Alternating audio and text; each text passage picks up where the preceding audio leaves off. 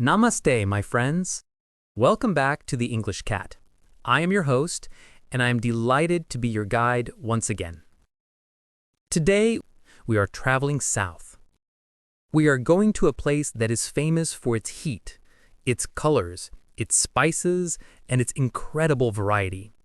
We are going to India. When you close your eyes and think of India, what do you see? Do you see the white marble of the Taj Mahal? Do you see tigers hiding in the tall grass? Do you see busy streets filled with rickshaws and people? Or do you see quiet green backwaters and coconut trees? The truth is, India is all of these things. India is not just a country. It is often called a subcontinent. Let's pause on that word, subcontinent. Sub means below or smaller than. A subcontinent is a large landmass that is part of a continent but is geographically separate. India is part of Asia, but it is separated from the rest of Asia by the highest wall in the world, the Himalayan mountains. Because of this wall, India has its own distinct climate, its own animals, and its own unique culture. Geographically, India is like a giant diamond shape. It hangs down from the mountains and points into the Indian Ocean. Today, we are going to travel from the very top of that diamond all the way down to the bottom tip. We will travel through 4 distinct worlds: the northern mountains, the Himalayas, the Great Northern Plains, the Riverlands, the Great Indian Desert, the sands, and the peninsular plateau and coasts, the south. So, put on your hiking boots. We are starting our journey at the roof of the world. We begin in the far north. We are standing in the Himalayas. The word Himalaya comes from the ancient Sanskrit language. Hima means snow, and Alaya means abode or home. So the Himalayas are the home of snow. These mountains are young. In geological time, young means they were formed recently, about 50 million years ago. Here's a fascinating geological fact. India was not always part of Asia. Long ago, it was an island floating in the ocean. It moved north and crashed into Asia. This crash was so powerful that it pushed the ground up into the sky, creating these mountains. And guess what? India is still pushing. The Himalayas are still growing taller by a few millimeters every year. This region includes places like Ladakh. Ladakh is a very strange place. It is a cold desert. Usually, when we think of deserts, we think of hot sand. But a desert is simply a place with very little rain. Ladakh is high, cold, and dry. The mountains here are brown and purple with white snow on top. There are no trees, only rocks. The air here is very thin. Thin air means there is less oxygen. If you walk too fast, you will get tired easily. The people who live here have larger lungs to help them breathe. As we move down from the high peaks, we enter the valleys. The most famous is the Vale of Kashmir. Travelers often call Kashmir paradise on earth. Imagine a valley surrounded by snowy peaks. In the center, there are beautiful lakes like Dal Lake. In the summer, the valley is full of flowers and green grass. In the winter, it is buried in soft snow. The geography here is defined by glaciers. Do you remember this word from our Russia trip? A glacier is a river of ice. The Himalayas have thousands of glaciers. These glaciers are the most important geographical feature of India. Why? Because they are the water towers of the country. When the ice melts, it turns into water. This water flows down and creates the great rivers of India. Without these frozen mountains, the hot lands below would be dry and empty. One of the most powerful rivers starts near here. It is the Indus River. The country India gets its name from this river. It flows west into Pakistan, but its waters feed the northern states of India first. Let's try to imagine the scale of these mountains. The Himalayas stretch for 2,400 kilometers. That is like a wall stretching from London to Moscow. They stop the cold winds from Central Asia from entering India. This keeps India warm. They also stop the rain clouds from leaving India. This keeps India wet and fertile. They are the guardians of the country. Now, let's descend. We are walking down the steep slopes. The air is getting warmer. The brown rocks are turning into green forests. We are leaving the mountains behind. In front of us, stretching out as far as the eye can see, is a vast, flat land. We have arrived in the Indo-Gangetic Plain. This is the heart of India. It is named after two rivers, the Indus and the Ganga. A plain is flat land, but this is not just any plain. It is one of the most fertile places on Earth. Fertile means the soil is good for growing plants. You can drop a seed here and it will grow quickly. Why is it so fertile? It is because of the silt. Silt is fine sand and mud carried by rivers. When the rivers come down from the mountains, they bring mineral-rich mud with them. Every year, when the rivers flood, they spread this fresh mud over the land. It acts like a natural fertilizer. Because the land provides so much food, millions of people live here. This is one of the most densely populated places on the planet. Dominating this landscape is the Ganges River, or the Ganga. For the people of India, the Ganga is not just water. She is a goddess. She is a mother. The river starts in an ice cave high in the Himalayas and flows east across the plains. If you look at the map, the river looks like a lifeline. Cities have grown on its banks for thousands of years.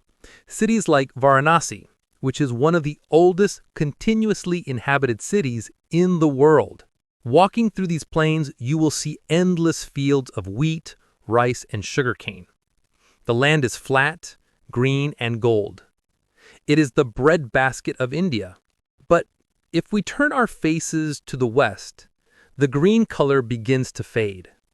The air gets drier. The heat rises. We are approaching the border with Pakistan. The fertile soil turns into sand. The rivers disappear. We are about to enter the Great Indian Desert, also known as the Thar Desert. But before we step into the sand, let's take a short break. Let's review our vocabulary. Subcontinent, a large landmass smaller than a continent. Glacier, a slow-moving river of ice. Fertile, soil that is good for growing crops. Silt, fine sand carried by flowing water. Take a drink of water. You will need it because in the next section, things are going to get very hot. Welcome back. In the first part of our journey, we froze in the Himalayas and we walked through the wet, green fields of the Ganges River plain. Now, the air is changing. Can you feel it? It is getting hotter. The air is dry. It feels scratchy in your throat. The green color of the grass is turning into the yellow and gold of sand. We have arrived in the west of India. We are in the state of Rajasthan. We are entering the Great Indian Desert, also known as the Thar Desert. The Thar Desert is a natural boundary between India and Pakistan. It is vast, covering about 200,000 square kilometers. Let's learn the word arid. Arid describes a climate that has no water. It is dry. In an arid landscape, rain is a rare guest. Sometimes it does not rain here for years. When you look at the Thar Desert, you see waves of sand. We call these sand dunes. The wind pushes the sand into piles that look like hills. These dunes can move. They shift and change shape with the wind, like a slow-moving ocean of gold. Life here is hard, but managingly, This is the most populated desert in the world. People have lived here for centuries. How did they survive without water? They use geography. Long ago, the kings of this land built deep, deep wells. They are called stepwells. Imagine a swimming pool, but instead of being on the ground, it is dug 30 meters deep into the earth. To reach the water at the bottom, you have to walk down hundreds of stone steps. These stepwells were not just for water, they were cool places for people to gather and escape the burning sun. The animal of this region is the camel. Geographically, the camel is perfect for this land. It has wide feet that do not sink into the soft sand. It stores fat in its hump to survive without food. We often call the camel the ship of the desert. But humans have also changed the geography here. In recent years, India built a massive canal, an artificial river, called the Indira Gandhi Canal. It brings water from the Himalayas all the way into the desert. Because of this canal, parts of the desert are now turning green. Farmers are growing wheat where there used to be only sand. It is a battle between man and nature. Now, let's leave the sand behind. We are traveling south. We are crossing a range of hills called the Vindhya Range. These hills are very important. Historically and geographically, they are the dividing line. North of these hills is North India. South of these hills is South India. The language changes, the food changes, and the geography changes completely. We are entering the peninsular plateau. Do you remember the shape of India? It looks like a triangle pointing down. This whole triangle is a plateau. Let's review the word plateau. A plateau is high, flat ground. It is like a table. We are not at sea level anymore. We are elevated. This specific plateau is called the Deccan Plateau. The Deccan is very different from the Himalayas. The Himalayas were young and growing. The Deccan is old. It is one of the oldest land masses on Earth. It is made of hard, black volcanic rock. Millions of years ago, before humans existed, this whole area was covered in lava. Massive volcanoes erupted and covered the land in fire.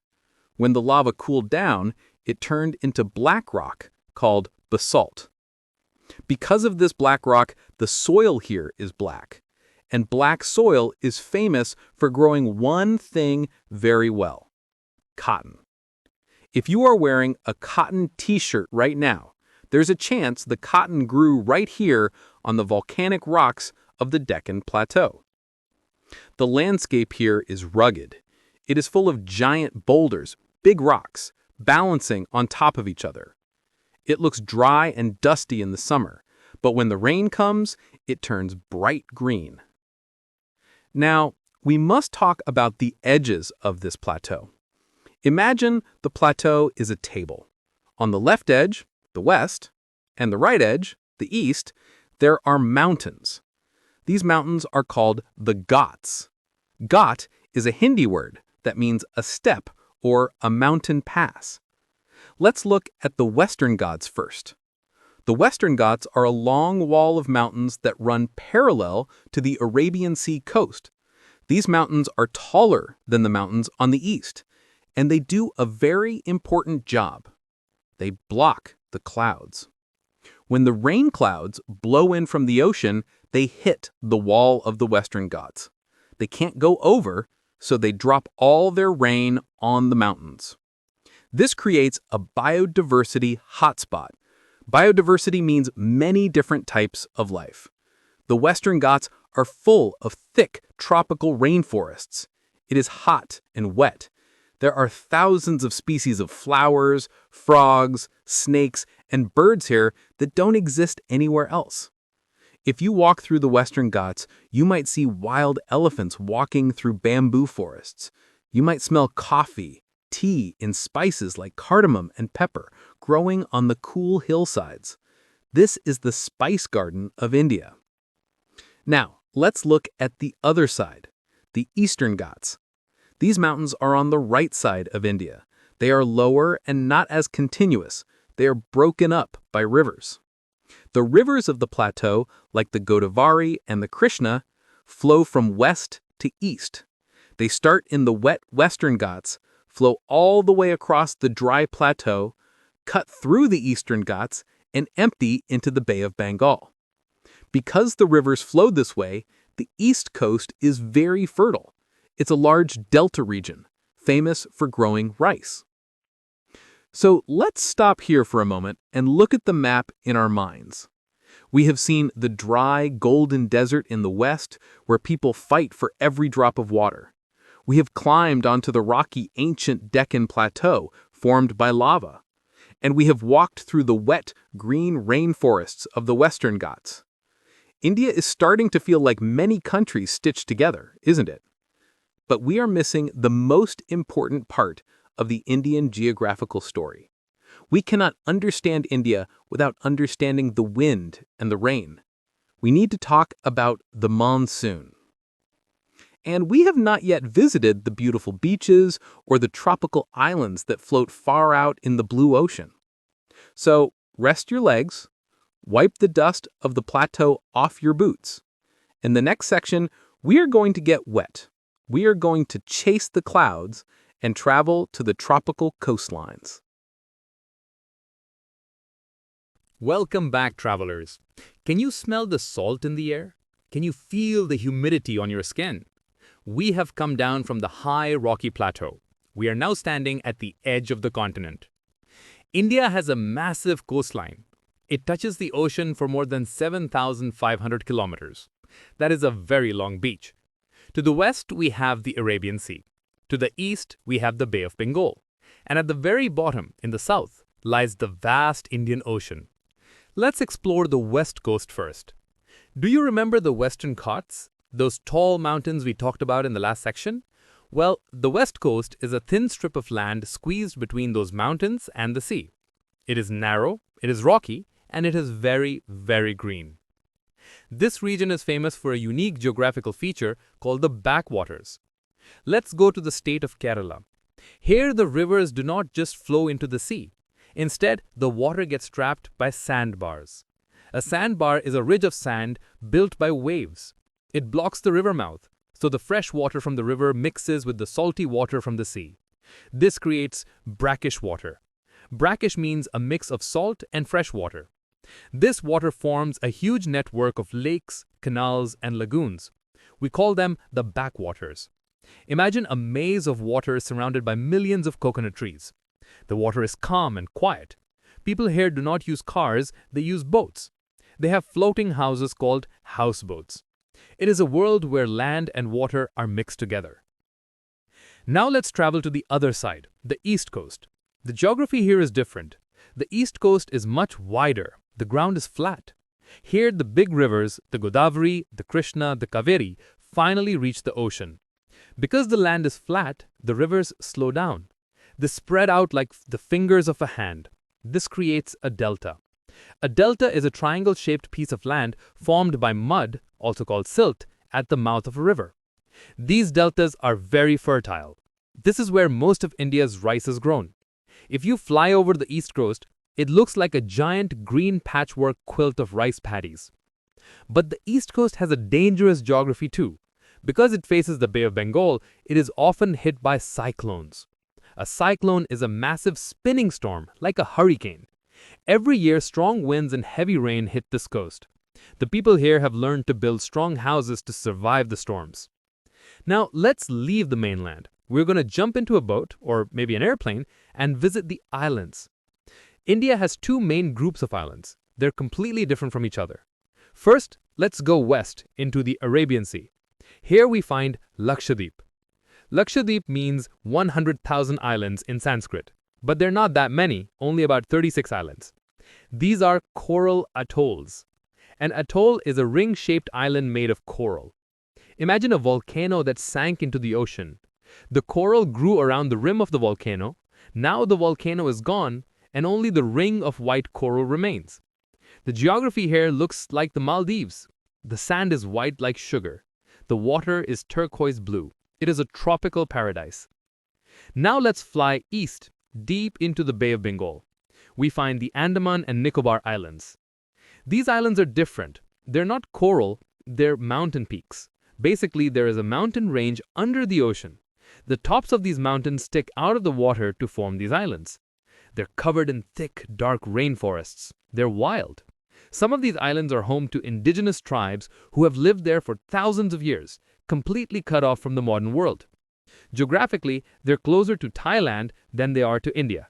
They even have a volcano. Barren Island in the Andamans is the only active volcano in South Asia. We have seen the mountains, the desert, the plateau, and the islands. But we cannot understand India without understanding its heartbeat. The heartbeat of India is the monsoon. The monsoon is not just rain, it is a seasonal wind. Monsoon comes from the Arabic word mausim, which means season. Let me explain the geography of how it works. It is a giant heat engine. In the summer, May and June, the land of India gets very, very hot. Hot air rises. When the air rises, it creates a vacuum or low pressure on the ground. Meanwhile, the ocean is cooler. Cool air is heavy or high pressure. So what happens? The wind rushes from the high pressure, or the ocean, to the low pressure, the land. And because it comes from the sea, it carries millions of tons of water vapor. When these wet winds hit the tip of India in June, they burst.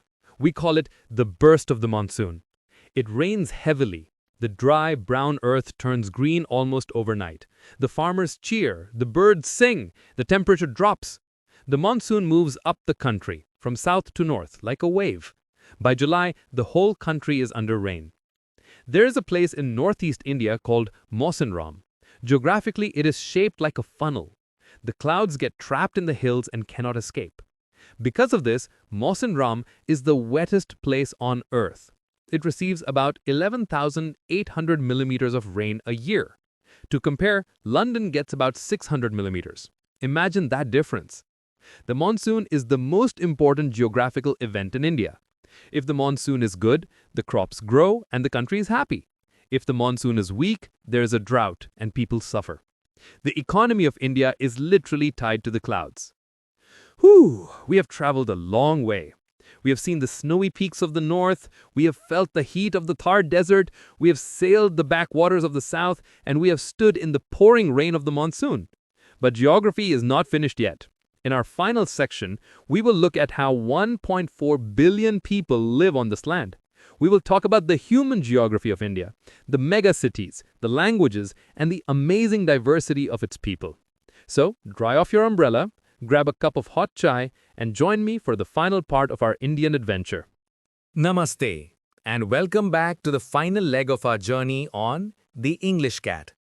We have explored the snowy mountains, the golden desert, the black volcanic plateau, and the green tropical coasts.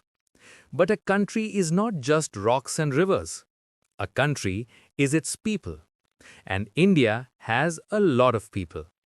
We are talking about human geography. India is home to more than 1.4 billion people. That is a number so big, it is hard to imagine. It means that 1 out of every 6 people on Earth lives here. But the most amazing thing is not the number. It is the diversity. In many countries, people speak one language and eat similar food. In India, the geography creates diversity.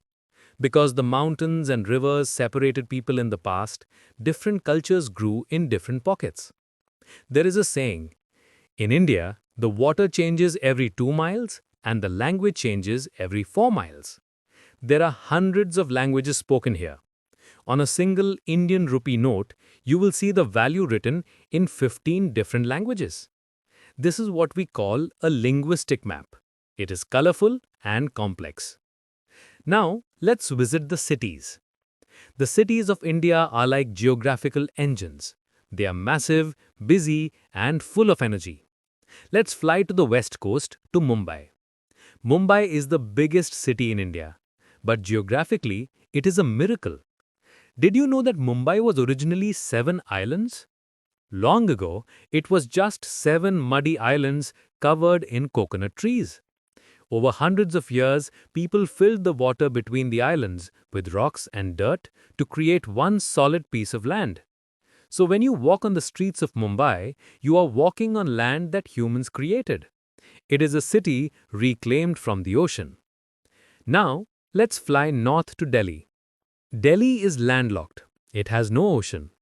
It sits on the banks of the Yamuna River.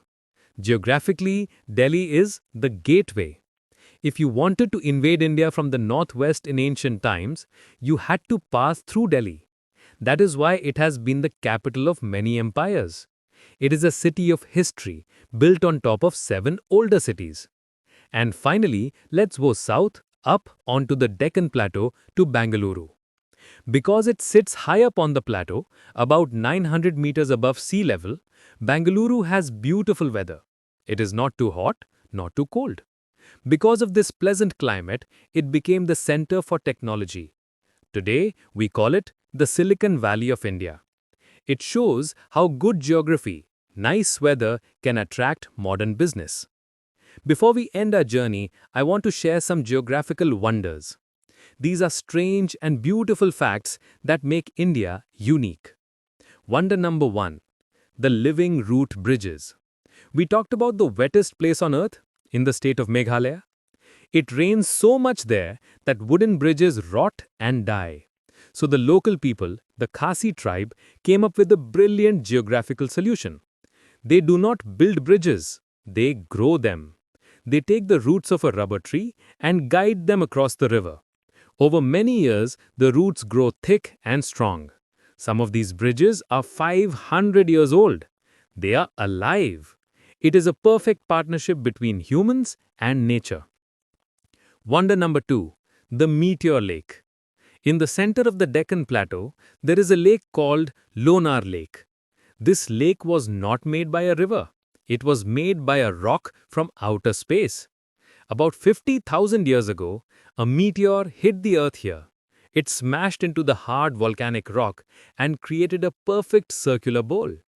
The water inside is both salty and alkaline.